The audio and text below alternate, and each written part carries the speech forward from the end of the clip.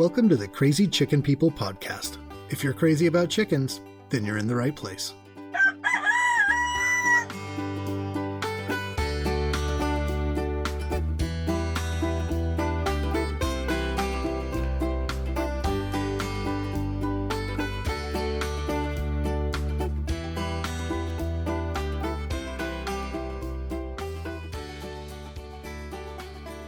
What's going on, everyone? Welcome back to the Crazy Chicken People podcast, where today we're going to add on to the different luxurious treatments that we can provide our chickens with and talk about the important and often overlooked topic of trimming your chicken's nails and spurs.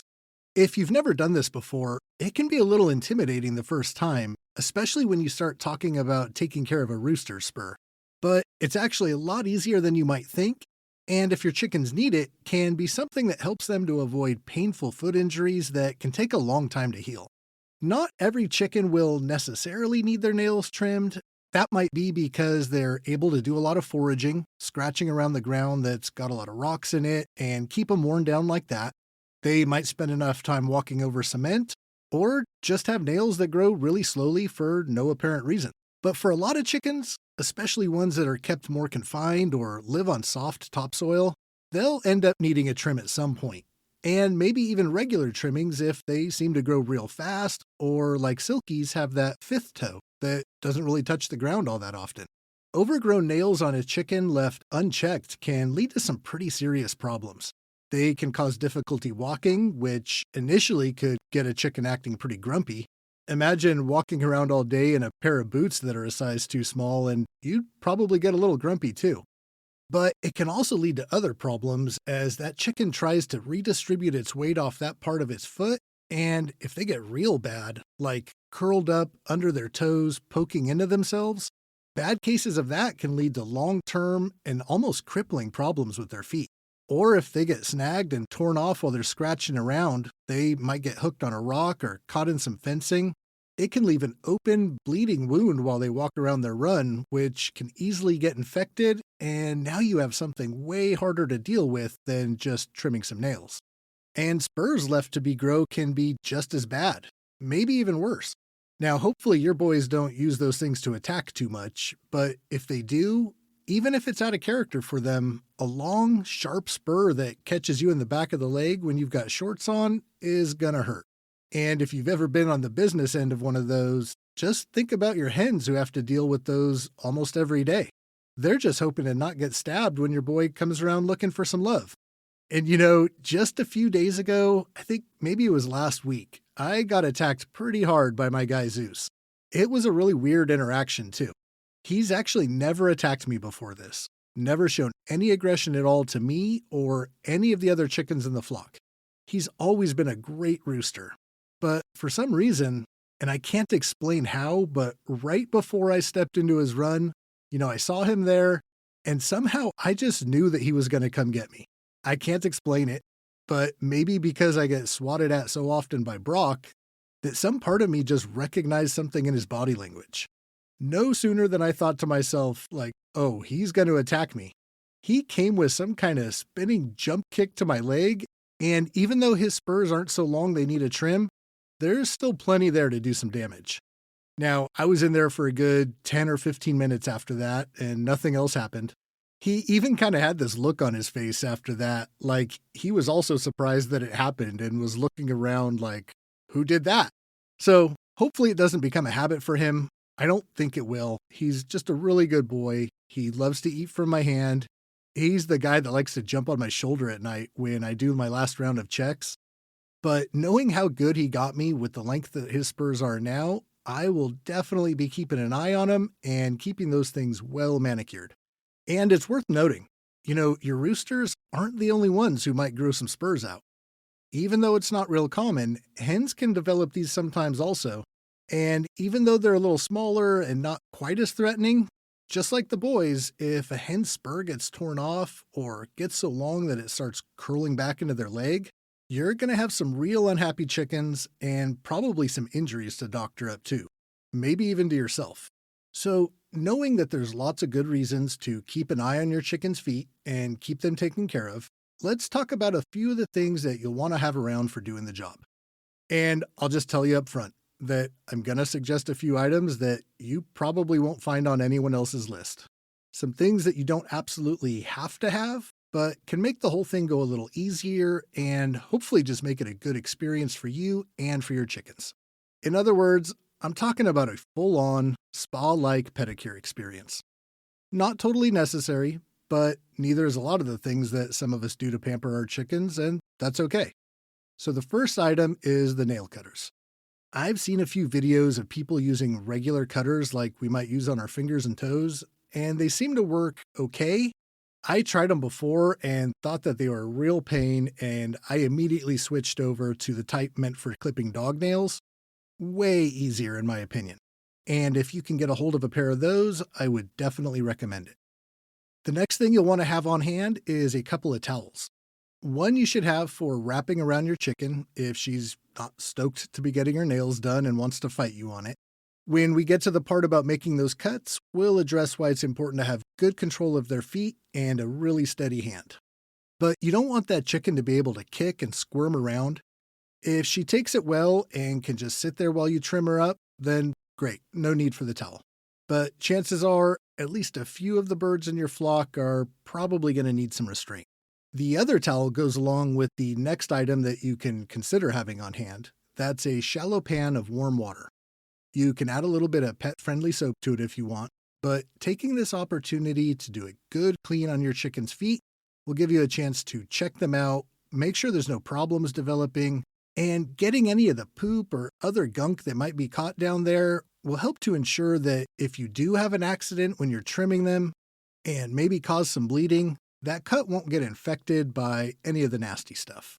You might even add a toothbrush or something like that to the list in case you need to do a little scrubbing.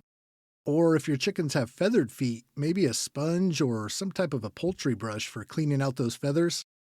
Especially this time of year, just getting out of the rainy season, there could be a bunch of dried up dirt in those feathers that you can get cleaned up while you're down there.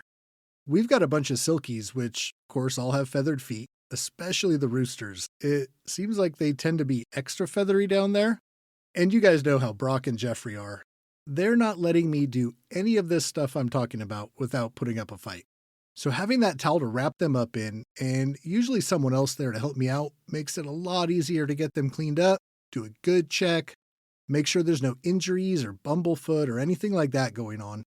And because there's always a chance that no matter how careful you are, how well you hold on to your chicken, you may end up getting a little bit of blood when you do this. It's a good idea to keep some kind of a blood clotting agent around like a styptic powder or a cornstarch, just in case there's an accident. And then the last thing is a nail file or a little piece of sandpaper. This is just so you can make sure that once you get them all trimmed up, you can take down any of the sharp edges or little burrs that might be left. If we're going to go to this extent to make sure our chicken's feet are in good shape, might as well go all the way. And honestly, I wouldn't be surprised if some of you guys finish this up with a little bit of paint on those nails. Why not? I guess there could be some jealousy if you only painted up one chicken, especially if she started getting some extra attention from the rooster. So, on second thought, probably should leave the paint off. Okay, so now you have your chicken's feet all cleaned up and you're ready to trim those toes. The first thing you want to do is get a good close look at the nails and see where that vein that runs down into the toenail ends. That vein is called the quick. Just like in a dog's nail, if you've ever trimmed them up, chicken toes have the same thing. You definitely don't want to cut into that. It's gonna bleed and it's gonna hurt. On chickens with lighter, almost translucent nails, these can be pretty easy to see. It just looks like a dark line running from the base of the toenail down. It can be a little bit tougher to see on chickens with darker nails or with really dirty feet, but you won't have to worry about the dirty part since your chicken just got a foot bath. But if you are having trouble finding it, try looking from the bottom side and you should be able to see it. And if their nails haven't gotten grotesquely long, you're probably not going to have to take that much off anyways. Once you locate the quick, keep your cutters a good 1/8 inch away from that at least, and then just snip them off. It is recommended that you taper that cut from the top side of the nail going back towards the toe on the bottom side, if that kind of makes sense. Flat-faced is probably okay too. Eventually they're going to wear those things down in the direction they scratch. But if you can give them just a little bit of taper that kind of matches the way they naturally wear them down, all the better. And for the most part, that's it. If you do hit the quick on one of their toes and get a little bit of blood, it's nothing to get too worried about. Get some of that blood clot powder on it, make sure it stops, and they're going to be fine. If you want to take a little extra precaution just to make sure it doesn't get infected, you can check up on her over the next few days, maybe clean that wound up with some antiseptic, but probably nothing to worry about. Okay, now the spurs are a little bit of a different story. There's a couple options that you have here with how you go about this, and I'm going to tell you about both, but I would definitely recommend watching a few videos on this before you give it a try. One option is just clipping off the end of the spur, just like cutting the tip off of the nails as we just talked about. If your rooster guards over a free-range flock and may need his spurs for defense, you might actually want to go this way just so that he's still got those to use. And you still want to get a good look through the spur to see where that intersection of it stops and make sure you trim past that. Their spur actually has a couple of parts to it. I don't know if you guys have ever seen a ram's horns, maybe on like a taxidermied mount, but there's an outer layer to those that's not exactly grown into their body, not like a bone connected to the inside. It's almost like an outer sheath that kind of pops off if it's forced. And a rooster spur is just like that. So if you decide to give it a trim, make sure to locate that intersection that is growing directly in from their body, and just be sure you don't hit that. It won't be good. You can actually use a flashlight to shine through their spur, and this can kind of help you to see through it a little bit better. That probably works pretty well on their nails too if you need to. Now the other option for this, and before I did it, I had to watch a bunch of different videos just to make sure I was doing the right thing. But you actually just pop that outer spur off completely.